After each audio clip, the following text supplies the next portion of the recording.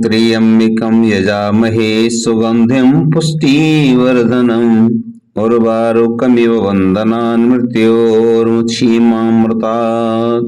स्वागत है सभी दर्शक साथियों का आपके अपने YouTube चैनल रामकृष्ण जी शिवम स्टूडियो में। रामकृष्ण शास्त्री आगरा से आप लोगों के बीच में धार्मिक कथा, व्रत कथा एवं अन्य जानकारी लेकर के आता रहता हूँ। आज की जो जानकारी है वो श्रावण मास की कथा है और श्रावण मास में व्रत रखने के लिए बहुत ही महत्वपूर्ण है। ये शिव जी का मास है। कोई न कोई महीना किसी न किसी देवता का होता है। इसमें व्रत अनुष्ठान रखने का बहुत ही महत्वपूर्ण पुण्य प्राप्त होता है। आज की कथा में हम आपको बताएंगे श्रावण मास में जो विभिन्न व्रत अनुष्ठान हैं और आज रविवार का व्रत का वर्णन सुकर्मा द्विज की कथा में। आज रविवार है और रविवार का जो व्रत है बहुत ही अच्छा है। इसको स्त्री या पुरुष व्रत रखते हैं, जीवन में सुख ही सुख प्राप्त होता है। प्रतिदिन आपको हम यहाँ से नई जानकारी, नई कथा आपको प्राप्त होती रहेगी। तो मैं आपसे निवेदन करूंगा कि अभी तक आपने चैनल को सब्सक्राइब नहीं किया हो तो प्लीज चैनल को जरूर सब्सक्राइब करें और बेल को प्रेस करके रखें जिससे नोटिफिकेशन सबसे पहले मिले। आपको प्रतिदिन श्रावण मास की कथा आपको मिलती रहेगी। भगवान कहते हैं सनत कुमार, करोड़ों भौतिक लोगों की माध्यम और पुण्य का वर्णन नहीं किया जा सकता। जब एक लिंग का माध्यम नहीं कहा जा सका तो करोड़ों लिंगों के विषय में यही कहा जा सकता है। मनुष्य को 1,00,000 लिंग बनाने की आवश्यकता होती है। यहां तक कि एक लिंग बनाने से भी मेरी सानिध्य मिल जाती है। अक्षर मंत्र से शैल उपचारों के द्वारा भक्ति पूर्वक मन में भगवान शिव की पूजा की जा सकती है। यज्ञ के साथ उद्यापन करना चाहिए, उसके बाद ग्रह करना चाहिए और ब्राह्मणों को भोजन कराना चाहिए। हे सनत कुमार, इस अनुष्ठान को करने वाले को अकाल मृत्यु नहीं होगी। यह व्रत उपवास को दूर करने वाला है, सभी विपत्तियों का नाश करने वाला है और सभी राशियों का नाश करने वाला है। सभी राशियों का नाश करने वाला है। मृत्यु के बाद जब वह मनुष्य कल्प परायण मेरे निकट कैलाश वास करता है तो जो मनुष्य श्रावण मास में पंचामृत से शिव जी का अभिषेक करता है वह सदा पंचामृत का पान करने वाला और गोधन में औषधि अमृत अत्यंत मधुर प्रवचन करने वाला और त्रिपुर के शत्रु भगवान शिव को प्रिय होता है। जो इस मास में अन्नदान व्रत करने वाला और भविष्यदान दृढ़ करने वाला होता है वह व्रीहि आदि सभी प्रकार के धान्यों का अक्षय निधि स्वरूप हो जाता है। पत्तल पर भोजन करने वाला श्रेष्ठ है। मनुष्य स्वर्ण पात्र में भोजन करने वाला और शाक को त्यागने से शाकाहार हो जाता है। श्रावण मास के में केवल भूमि पर सोने वाला कैलाश में निवास कर प्राप्त होता है। इस मास में एक दिन प्रातः स्नान करने से मनुष्य को 1 वर्ष स्नान करने का फल प्राप्त होता है, बताया गया है। इस प्रकार इस मास में भगवान शिव ने इंद्रिय बल प्राप्त होता है। इस मास में स्तविक, पाषाण, मृत्तिका और मरकट मणि, पिष्ट यानी पृथ्वी, धातु, चंदन, नवनीत आदि से निर्मित तथा अन्य किसी की भाषा में साथ ही किसी स्वयं आविर्भूत हुए लिंग से श्रेष्ठ पूजा करने वाला मनुष्य सैकड़ों ब्रह्महत्याओं को भस्म कर सकता है। किसी भी तीर्थ क्षेत्र में सूर्य ग्रहण या चंद्र ग्रहण के अवसर पर 1,00,000 जप से जो सिद्धि होती है वह इस मास में इस एक बार में जप से होती है।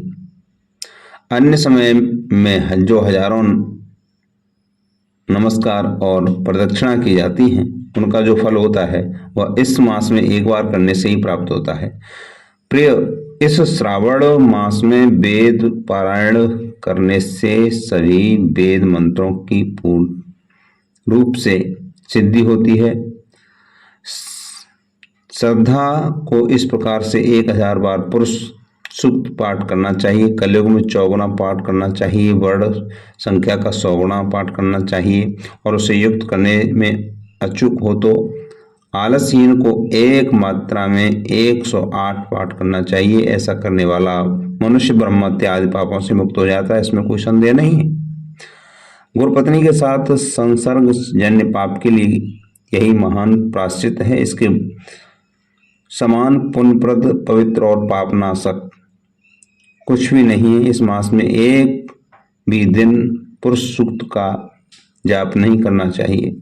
इस मास में एक भी दिन पुरुष सूक्त का जाप नहीं करना चाहिए। जो मनुष्य इस फल को अर्थ वाला कहता है वह नरक धारणा होता है। इस मास में समिधा, चारू, तिल और घृत से गृह यज्ञ होम करना चाहिए। शिव के सिद्धांत का भली भांति आदि ध्यान देकर के धूप, गंध, पुष्प, नैवेद्य आदि से पूजन करना चाहिए और अपने सिद्धांत के अनुसार कोटि होम, लक्ष्य होम तथा दक्ष सहस्त्र होम करना चाहिए। व्याहृतियों जैसे ओम भूः, ओम भुवः, ओम स्वः के 7 तिलों के द्वारा ही इस गृह यज्ञ कहा जाता है। हे संत कुमार, इसके बाद अब मैं 12 के व्रतों का वर्णन करूंगा, आप सुनिए। हे अनग, उसमें से सबसे पहले आपको रविवार का व्रत बताता हूं। इस संबंध में लोग एक प्राचीन इतिहास को कहते हैं कि प्रतिष्ठानपुर में सुकर्मा नाम के द्विज ब्राह्मण रहा करते थे। वो दरिद्री थे, कृपा और भिक्षावृत्ति में लगा हुआ रहता था। एक बार वह धान्य मांगने के लिए सिया घूमते नगर में गया। उन्होंने हर एक घर में एक साथ मिलकर के रविवार का बेहतरीन व्रत किया, जिसमें उन्होंने फेंस को देखा। तब उन्हें देख करके स्त्रियों से बातचीत करने लगी। इस पूजा विधि को जल्दता से छिपा लो। इस पर उन्होंने विप्र और फ्राम्फियल से बोला कि हे श्रेष्ठ फ्रेवियल, आप लोग इस व्रत को क्यों छुपा रहे हो? समान चित्त वाले सज्जनों के लिए परमार्थ की ही सेवक है। मैं दरिद्री और दुखी हूँ। इस श्रेष्ठ व्रत को मैंने भी भुनाया। मूल रूप से आप लोग इस व्रत का विधान और फल स्पष्ट रूप से बताते हैं। स्त्री बोली, है द्विज, इस व्रत के करने से आप उन्मादी होकर के प्रमाद करेंगे या भूल जाएंगे या इसकी प्रतिभक्ति या अनास्था धारण करेंगे। असल में आपको यह व्रत कैसे बताएं? उनकी यह हैरान करने वाली बात थी कि जो एक पुरोहित स्त्री थी उसने ब्राह्मण व्रत की विधि बताई। हे ब्राह्मण, श्रावण मास के शुक्ल पक्ष के प्रथम रविवार को मौन रहकर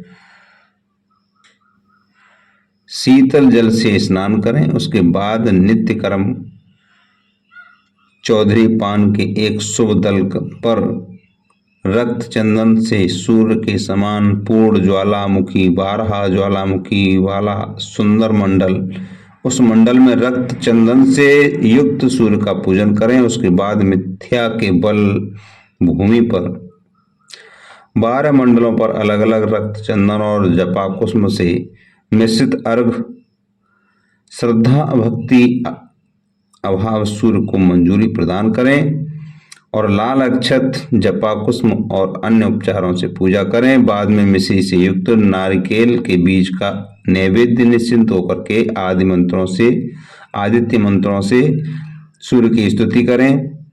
श्रेष्ठ 12 मंत्रों से 12 नमस्कार और प्रदक्षिणा करें। उसके बाद 6 तंतुओं से निमित्त सूत्र में 6 पाठ्य देवेश सूर्य को अर्पण करके उन्हें अपने गले में बांधें और पुनः 12 फल से युक्त वायन ब्राह्मण को प्रदान करें।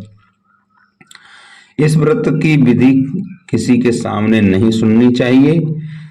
हे विप्र, इस व्रत की विधि से धन प्राप्त करने वाला व्यक्ति धन प्राप्त करने वाला होता है, पुत्रहीन पुत्र प्राप्त करने वाला होता है, कोढ़ी बंधन से मुक्त हो जाता है, बंधन में डाले गए व्यक्ति बंधन से मुक्त हो जाते हैं और रोगी व्यक्ति रोग से मुक्त हो जाता है। हे विपेंद्र, अधिक अवलोकन से क्या प्रस्ताव साधक